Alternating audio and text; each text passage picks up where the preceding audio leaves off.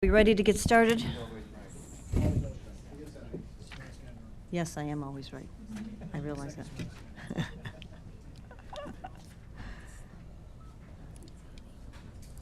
All righty, we're going to get started. Today, Wednesday, July 10th, the Building, Zoning, and Economic Development Committee will get underway at 4:01. Clerk, would you please call the roll? Chairperson Patty Smith. Here. Vice Chair Sweet Abed. Here. Alderman Carl Franco. Here. Alderman Mike Seville. Here. Alderman Bill Donnell. Here. 5 present. Thank you. We're going to start by approving the minutes. 24-0498, approval of the minutes from the Building, Zone, and Economic Development Committee meeting that was held on June 26, 2024. So moved. Second. I have a motion by Alderman Franco, a second by Alderwoman Bade. All in favor? Aye. Any opposed? Okay. Clerk, do we have any public comment today? No one has signed up. Thank you. All right, first item on our agenda, actually, I'm going to take the first two, read them through, and we're going to get a presentation here. So 24-0516, an ordinance annexing a portion of the railroad property located east of Gordon Road and west of Orchard Road in Sugar Grove Township, Kane County, Illinois, to the city of Aurora pursuant to 65 ILCS 5/7-1-8. Second item is 24-0517, an ordinance annexing property generally bounded by the Kane County Forest Preserve to the east, ComEd Utility right-of-way to the west, Progressive Baptist Church to the north, and the BNSF Railway to the south in Sugar Grove Township, Kane County, Illinois, to the city of Aurora pursuant to 65 ILCS 57-1-13. And we have a presentation for that today. Good afternoon, Tracy Basic, Senior Planner with the Zoning and Planning Division. The first item that is before you is the annexation of a portion of the existing BNSF Railroad, which is generally located east of Gordon Road and west of Orchard in Sugar Grove Township, King County. That is shown on your on the map that's before you. And then I'm going to pull up the second map. The second item before you is an involuntary annexation for the property located on the west side of Barnes Road in Sugar Grove Township, which is bounded by King County Forest Preserve to the east, ComEd property to the west, the Progressive Baptist Church to the north, and BNSF Railroad to the south. As you may recall, in spring of this year, King County notified the city that it had received a special use application for a proposed solar farm for this property, or for a portion of this property, actually. The property is designated for an estate residential type development as indicated on our countryside vision plan upon its eventual annexation into the city. Because of this, and given its proximity to the city limits, the city council voted 11-1 to notify the county of the objection to the proposal. Prior to the county's vote, staff considered whether it is possible to annex the property prior to the installation of the solar farm. Under Section 7.13 of the Illinois Municipal Code, annexation of 60 acres is possible when it's wholly bound by one or more municipality and a forest preserve district. The city is working with BNSF to annex the railroad property, which is located to the south of the solar farm. The annexation is being approved simultaneously under the separate action. If the annexation is approved, the city can annex the properties to the north, including the proposed solar farm, a religious institution, and a vacant parcel just north of the BNSF Railroad, since these properties will be wholly bounded by one or more municipality in a forest preserve district. As of yesterday, just to give you an update, at the King County Board meeting, the county board approved the solar farm even after staff asked them to hold it, as the city is working on the annexation of these properties. The vote was 20-2. I know one of them was Rick Williams, and I can't remember who the other one was. Bill Leonard. Yeah, Bill Leonard, whose district this is, District 5, voted no, and Rick Williams from Geneva. They initially took a vote to table, and it did not pass. It was 8 to 14 to table it for a month until this action occurs at the city. Alderman Franco. So does that have any bearing on what we're doing? No, it does not. I mean, they do have the special use under the county, but once we annex it, then it's under the city's jurisdiction. Okay. All right. So it's, this makes that a moot point. Correct. Thank you. Alderman Seville? You're just looking at me, and I'm assuming that means a question. No, I just have a comment, really. Go I ahead. mean, I know my eyes are wide open, too. It's like, wow. Yeah, I find it hard to believe that why they wouldn't listen to events that's occurring in the city of Aurora and what we're actually doing and moving forward with. So I'm a little disappointed in their vote and the reasons. I don't know what the reasons are, but I just wanted to state that for the record. Anyone else have any questions? Did So moved. Did they have any valid reasons, or was it just a vote? Was there discussion? You don't have to go into the full out. So I don't know exactly what their reasoning was. I do know that the county has limited jurisdiction when it comes to solar farms because of the state regulations over the counties. So I do know that, but besides that, I don't really know if there was any valid other indications why. So if we vote on this today and it moves forward, then it comes up on Tuesday for COW, and then 2 weeks for, or following week for city council.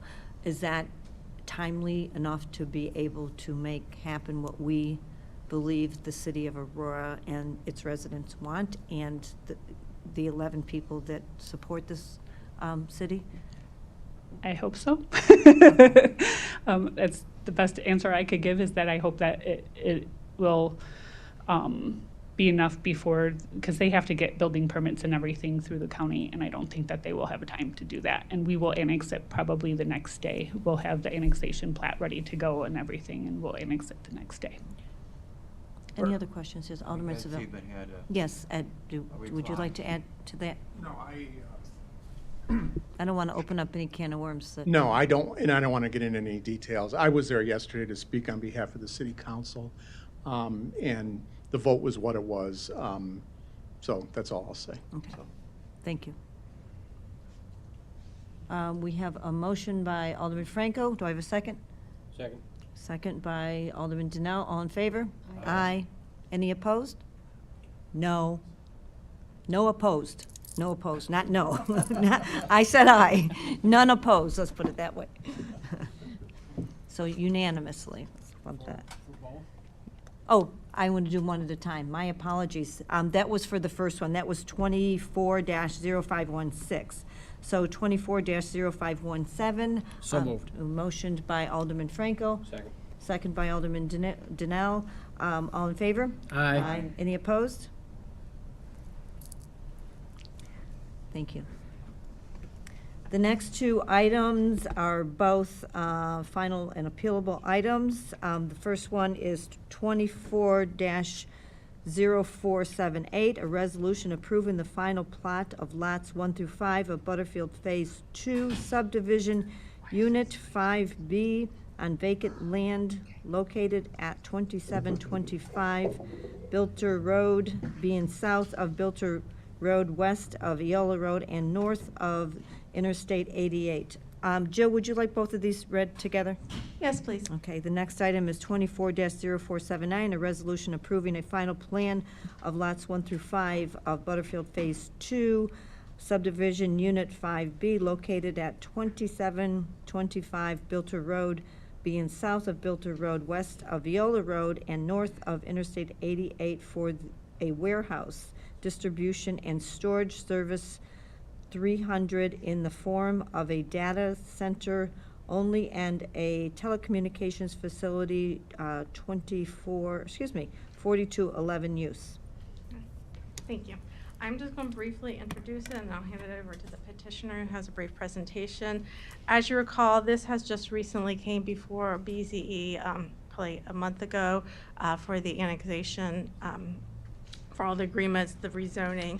So we're coming here through, and we saw the preliminary plan and plat. So we're coming now for the final plan and plat. They are consistent almost exactly with what you saw at preliminary. And as you recall, we even saw some elevation and landscape plans at preliminary. So just to note, they're doing it in 3 different phases. The first phase will be the construction of the approximate 411,000 square foot building, 2 generator yards, and 2 towers during the first phase. The second phase will be the substation, and then third phase, or possible future phase, will be the second approximately 150,000 square foot building. Just to note, the landscape plan is mostly what you saw at preliminary, but we did work with the petitioner to increase some evergreen trees around the perimeter, so not just canopies, but some evergreen, so we can get year-round screening, as well as doing some shrub beds at the entrance along Bilter, just to have a little nicer view along Bilter Road. And then the elevations are mostly what you will see, but the petitioner, I think, can talk about some of the few changes that have been made at staff's request. Is there any questions for staff? Questions, anyone? No, we'll go ahead with the presentation. Thanks, Russ Whitaker, Rosenhoven and Whitaker, on behalf of Cyrus One. So this is, as Jill mentioned, this is final plat. We were just here seemingly a month ago for preliminary approvals, so absolutely nothing has changed other than modifications that we'd agreed to make as part of the preliminary approval. So just as a reminder, you see here the existing Cyrus One data center, which is south of the tollway, new site, which is just north of the tollway. It's that new site that is subject to the final plat today. This is the final site plan. Again, nothing has changed or been modified since the approval of the preliminary site plan. So this is just going through the additional technical details that are required for final plan and plat approval. We've got a copy of the final plat. Nothing has functionally changed from the time of preliminary plat, with the exception of the additional details, signature blocks, easements, et cetera, that we have to add with final. Landscape plan, Jill talked about the changes that have been made. We've responded to staff requests and incorporated some additional landscaping to provide some more year-round cover. Exterior elevations. These are in fact the exact same elevations you saw at preliminary. You can see that there were a couple of notes that were called out.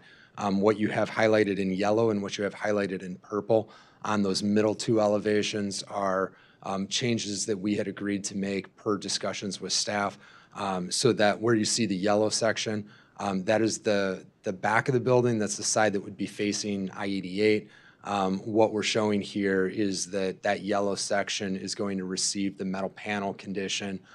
So that'll wrap around, roughly half of the back of the building facing I-88. On the elevation below that with the purple call out, what we're showing there is that there was an additional section of glazing that was going to be included there. So the idea was that it added some more windows, some light and air to the overall elevation. I believe that is spandrel glass, so you won't actually be able to see through it, but it gives that reflection, that feeling of windows, and it kind of limits some of the heaviness of the building. So here you can see where we've in fact made those changes. So these are the exterior elevations that will be approved as part of the final plat. This is, again, the rendering we showed at preliminary. We haven't updated this rendering, but you can see there is a panel section here. This whole middle section is what will receive that spandrel glass treatment as part of the updated elevation. And then this dark metal panel section is what will then also run around the back side of the building and provide some additional architectural treatment on the back of the building. I did want to address one other thing. When we were at Plan Commission last week, 2 weeks ago, Alderman O'Donnell had asked a couple of questions regarding drainage. I had some generic answers, but didn't have the exact answers at that time. So we went ahead and produced a couple of additional exhibits in order to make sure we were able to answer those questions. So what we're showing here is some grading and drainage detail. These are the 3 drainage areas that exist today. So what's happening here is you've got natural elevation of the property, and due to the natural elevation, you've got water flow going in 3 different directions. You've got the yellow area going to the east, you've got the red area generally going to the north and the west, and you've got the blue or the purple area going to the south. So generally, we look to maintain those areas in generally this, and I'm sorry, I'm going to go back one more. So in this configuration, we've got acreages on that plan. I might have been able to read that a couple years ago, but not anymore. So I marked it up with larger handwriting here. The red area has a drainage rate of 61.08 cubic feet per second during a 100-year storm event. That's when we would measure peak drainage. The yellow area has a current drainage rate of 15.74 cubic feet per second during that same storm event. And the blue or the purple section has a drainage rate of 10.32 cubic feet of water draining per second during that 100-year storm event. So what that next exhibit shows is this is the developed plan. This shows where we've got stormwater detention basins located around the perimeter. You can see the same general drainage areas. The scope changes a little bit in terms of the exact configuration, but the areas are generally very similar. And what is functionally important is the amount of water and the direction we're pushing the amount of water. So we maintain these drainage areas so that the red area continues to go to the north and the west, the yellow area continues to go to the east, and the blue area continues to go to the south. So by way of comparison, in the pre-development condition, the red area I mentioned was 61.08 cubic feet per second. In the developed condition, that is reduced to 2.53 cubic feet per second. So dramatic reduction in the flow of water during a peak storm event. Now, obviously, we're retaining water on our site, and water will be released over a longer duration of time. But that adjacent property will be receiving water at the same location at a much slower rate as a result of the developed condition. The yellow area was in the pre-development condition, flowing off-site at a rate of 15.74 cubic feet per second. Post-development, it will be flowing off-site at 0.50 cubic feet per second. So again, dramatic reduction. Same story to the south in the blue section. Pre-development condition, that was 10.32 cubic feet per second of drainage. In the post-development condition, it is 0.34 cubic feet per second. So the net product here is while we are obviously increasing impervious area by virtue of the stormwater detention that's being provided on the site, we're slowing down all of the water that's exiting the site. Which is beneficial. It's the biggest problem we have with stormwater is that initial inundation when we get a very heavy rain event. And you can see here that we've taken care to make sure that we are accommodating stormwater pursuant to regulations. So that's a little more detailed than we would normally do at Final Plat, but I wanted to make sure I was responsive to the questions that were raised when we were here last time. So with that, if there's any follow-up questions, I'd be happy to answer. I'm going to start with the first item. You got a question, Alderman Franco? I was going to say, so moved. Okay, so 24-0478, we have a motion. I have a second. I have a motion by Alderman Franco, second by Alderwoman Bate. All in favor? Aye. Any opposed? That item moves forward. And item number 24-0479, a motion. So moved. Second. Motion by Alderman Franco, second by Alderwoman Bate. All in favor? Aye. Any opposed? That item also moves forward. Do you have anything else for us today, Jill? That's all we have. No need for closed session. Motion to May I have a adjourn. motion to adjourn. A motion made by Alderman Franco, second by Alderwoman Bade. All in favor? Aye. This meeting is adjourned. Thank you. The solar cell, so